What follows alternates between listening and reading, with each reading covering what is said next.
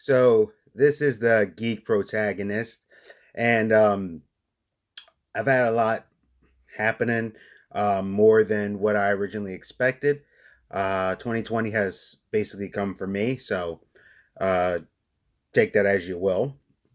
So I haven't been able to do everything like I would like to because I keep having bad things happen, basically. And I'll talk about in another video. I'm even having issues with my phone because it keeps cutting down on the memory for like no reason. So I have to do a clear up or something. Probably have to remove like pictures and move them over to a cloud. Basically, I got to sit down and mess with it because for some reason, no matter what I'm getting rid of, it's not taking out everything fast enough or to where it's supposed to be. But that's not why you're here. So I wanted to give also I wanted to do some content here because I know I've been kind of hardly doing. Like I said, there's a lot going on. If I showed you between play, I'll put it to you like this. Like I said, 2020 has hit me with the biggest bad it possibly could. So this is some basically geek news roundup, I guess you could say. Um, we're gonna start with Jonathan Myers being cast. The guy from Lovecraft Country is being cast as Kang the Conqueror for Ant-Man 3. Now I know some people are probably trying to wonder, like, why would they put a character, if you know the comics to that magnitude, on Ant-Man 3?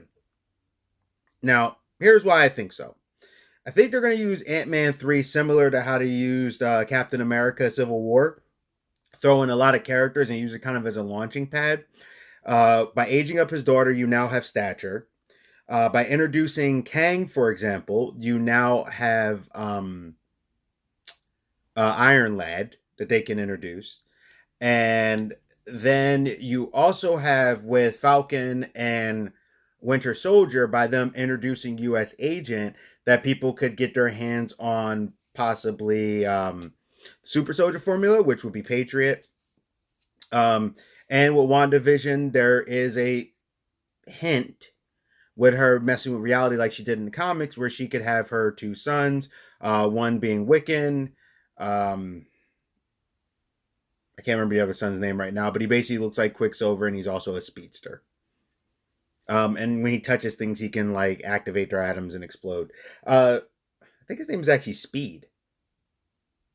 Yeah, I think his name is Speed. Could be wrong, but they're the twins. They don't really talk about it that much in the comics currently, which actually is kind of annoying. And then you have Hulkling. So there's a lot of characters that they could use to jump this up. And I know they also had a interest for doing the Young Avengers. So Kang, because of Ant-Man introducing the possibility of time travel with doing time thefts and stuff, Kang basically as a character, I think his name is Ramatut. It was kind of similar to Time Machine, where he went from his time, accidentally found time travel technology, went to the future, saw man degraded, took them over, and started an empire. And then he kind of became like a lord over time.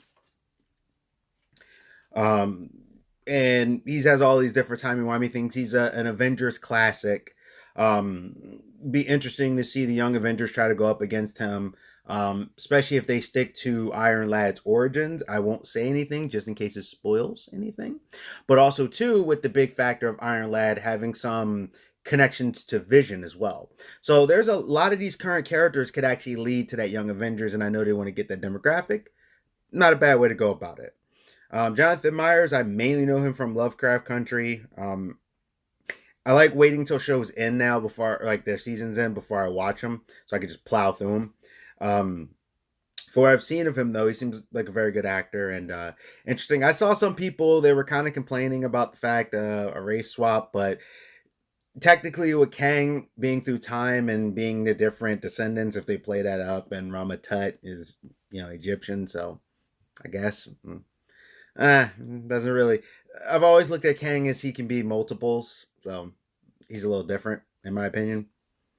Um, but yeah, introducing him in Ant Man would be interesting because it's like, what is Ant Man gonna do, and Wasp gonna do against Kang? And so yeah, I think they're gonna use this to probably introduce Stature, a few of the other characters, and then have Kang be the probably one of the big bads. I hope they don't do exactly what they did with Avengers before, with Thanos. That was great, but kind of hope they do something a little different. But I wouldn't mind seeing Kang be kind of a consistent threat throughout. But that's pretty much it. Like I said, Kang time travels. He uses technology. The Avengers usually have to have a very, very rough time fighting him. If you've watched the cartoons, I think he did. He was on Earth's Mightiest Heroes, I think. But he also is on that current Avengers series. So one way or another, you've seen Kang before. If I remember correctly, I think he's been on both. Next part of the roundup is Tatiana Malsini. I think I said her name right. I know her from Orphan Black. That's I've seen her in a couple other things, but the main thing that stands out in my head is Orphan Black. She is the new She-Hulk, so it is not Allison Brie, or for some people, standards Rosario Dawson. I think she's a good choice. Canadian actress. She showed a lot of versatility in the episodes I've seen of Orphan Black. I did not watch the whole series, but I have seen quite a few, and she definitely has a wide range. So I think this will be a good chance for her. I hope the writer stops trying to attack South Park and all that stuff and just do their job and write. And this could be cool, especially if they play up her being the fourth wall breaker. But I feel like they're not going to, um, because she did fourth wall breaking before Deadpool. So we'll see. I see some people already like doom and gloom. I'm not going to say that. I don't know what the writer. I know she has a lot of issues with her mouth running and how men are terrible, and she's always saying how men are bad. I kind of hope that doesn't translate into the show, but I wouldn't put it past them. Um, I know they said Mark Ruffalo is supposed to be showing up in there. Uh, he's been getting hyper political lately, especially with the Chris Evans slip. And he's like, this president does this. And I'm like, does everything got to be political? Seriously? Like everything? And I like Mark Ruffalo, but seriously. Um, uh, Chris Hemsworth said he's going to be Thor for a long time coming. I'm going to assume that the Jane Foster thing is probably going to be something quick. I hope. Since they have to do it, even though they really don't have to and really should just stay away from that. But if they're going to do it, they're probably going to make it quick. She'll probably pick it up, do her thing, have an epic moment. Maybe they'll make her a Valkyrie and then have her go forward as Valkyrie. Fine, whatever. I don't know how they're going to fix the whole thing. And I know they're playing up the thing where Valkyrie, who now runs the last of Asgard, is looking for her queen because she's a king. No, she's a woman. That's a queen. That's how the word works. Sorry, there's no argument. Don't try to argue with me. King is a male, queen is a female. I don't even care about which one has more power. Egypt, queens did. This thing, king, it doesn't matter. She's a queen looking for a wife. We'll see how that goes. Thor Ragnarok was fun. They kind of took it in a direction with the comic stuff, but whatever. Uh, Supergirl season 6 they've announced is the last season, which I know a lot of people were thinking what was going to happen with Lois and Superman now being introduced, things of that nature. I'm curious on what they're going to do with the cast. Like, are they going to move Jimmy Olsen and maybe Melissa over? Or I actually think they could possibly move them over to Batwoman, since now it's going to be a new person altogether. I don't know. I would like to see Supergirl do something, or maybe she could join the Legends, and then that could change the dynamic of the show again, where now she's dealing with the Legend stuff. But for the most part, I don't know. I know for some people they're like good riddance. I like the CW shows, so they're giving her like a 20 episode send off. I think that's cool. Um, I do would like to see her. I love her as Supergirl, so I would like to see Supergirl around. I would like to see her in the Superman series and Legends and stuff. I actually think that'd be cool if we would consistently see her. Then you have, but yeah, season 6 they said is the final season. I feel like they're not done with her yet, and I really hope not. I feel like she has more to offer. So maybe throw her on Legends, or like I said, the Superman show where they can kind of team up sometimes. She doesn't have to be in every episode. That give her time to do her, maybe work on some other projects. And last but not least, from Grace Randolph, which I'll talk about that in a second, but the rumor of Pedro Pascal walking out or quitting in the middle of Mandalorian, where they told him to go home. Everything I've seen thus far, he's been promoting the show as usual. I haven't seen anything say anything bad. Now, I have an issue with Grace Randolph because now, like we got this covered in a couple other places are like, yeah. They said that's it. Well, she started the rumor. She says she had it from two sources, but this is also the same person who got into an argument with, if I remember correctly, the director and the writer or one of the other people or something from Birds of Prey. And they're like, because about the DP Diamond. And the director's like, no, that was never a thing, and like someone else jumped in there. She's like, well, this person, and then she like kept backtracking and changing what she was saying because like the director kept coming at her like, no, that she's like, well, this was verified, and they're like, yeah, it was and she pointed out it was verified by you. The source was cited by you. You were the source, and you're trying to say something, and that's not actually the first time I've seen Grace do stuff like that. So I stopped following her a few years ago. But a lot of people, and I noticed every time she jumps and drops a rumor, all of a sudden it just picks up steam. I don't know why, but this is not the first time it's happened. Nothing right now indicates to me that this is true. It's a rumor. It could be, but apparently it was because Pedro wanted to take off his helmet. And they told him no, and he went above their heads and went to Lucasfilm. And then they got back to the people who work on Mandalorian, and then he kind of apparently stamped his feet and act like a toddler, from what I'm hearing. And then they told him just to leave. And um, now they did say season 2 is going to be a much larger story. It's not always going to be focused on the Mandalorian and the child, even though they're the center of it. It's going to focus out more. They said like they like the concept of Game of Thrones. Okay, here's what's really happening. At least my personal idea. Mandalorian is probably the most popular thing on Star Wars. It's one of the best things I watch. I love the Mandalorian. I feel like they're doing these different things with the Cara Dune and all that because they're going to try to introduce stuff from the universe to test it, to see how it plays, to see what other shows they can spin off of Mandalorian. I think that's what they're going to do. They're using this as a testing ground and go, okay, well, we did this. Oh, people really like that. That's getting a show. Green light that show. Like, that's what I think is happening. It's like Marvel when they used to use Fantastic Four to bump up everybody, like Black Panther and even Spider-Man. Fantastic Four was there. They would throw someone into the series, would get eyes on them, and then they would go out into the world.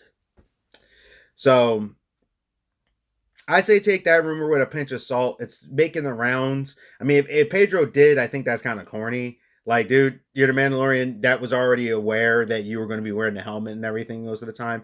Now, I did hear a thing that he would wear his helmet. He would take off his helmet during scenes with Gina because Gina needed to see his eyes to go more dramatic and to kind of try to play up the role. She needed to see Pedro's eyes.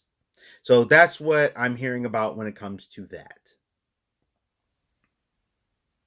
So but they're saying it's more of a vanity situation. And like I said, Grace said she had two sources. She didn't cite those sources. I don't know. Everything I've seen that has said, oh, the Mandalorian star has left. When you count the cookie crumbs and follow them, they lead back to Grace. Every single place I've seen has led back to Grace. It was the same thing with the DP. If you did enough digging, it would always lead back to Grace. But that's where it stopped. It wouldn't be like, oh, she got it from here. Or so I don't know. I'm not trying to come at her. It's just this is not the first time I've seen this happen with her. And like after that BOP, because my friend used to try to follow, and I kept telling him why I wouldn't follow her, and he kind of saw that. Um, I don't know. But that's pretty much the news roundup, I guess you could say. So, Supergirl is ending after season 6, probably to be taking place of Lois and Superman to go forward. Now, especially he has two sons and all the interesting things with that.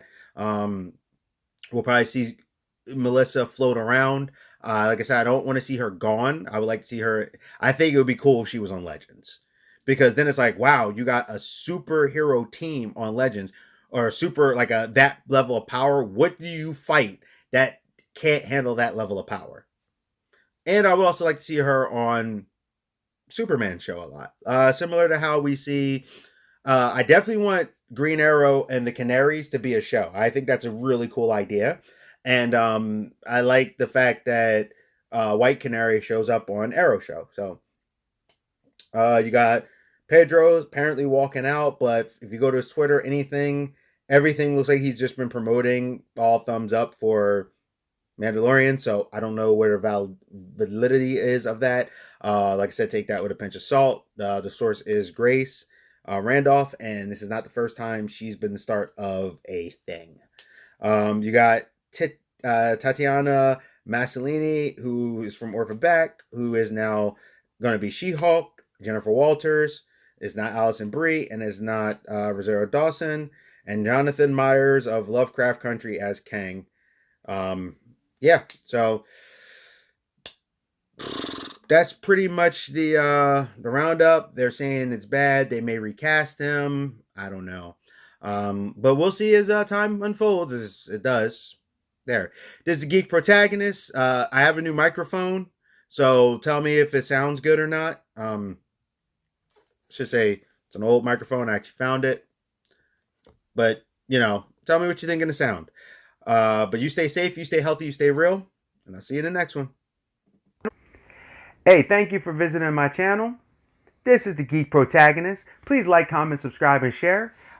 Please, it'll really help me out in the channel if you actually share these videos, if you like what I'm doing. Please hit that bell notification. Hit it, click. This way you won't miss any of my videos. Also, there's a thing on there that says personal and all. Hit the all. This way you'll get them every time for the notifications. I'm trying to, grow, trying to do commentary about what's going on. And I want to thank you again. Stay safe, stay healthy, stay real. This is the Geek Protagonist. I'm out, and I'll see you.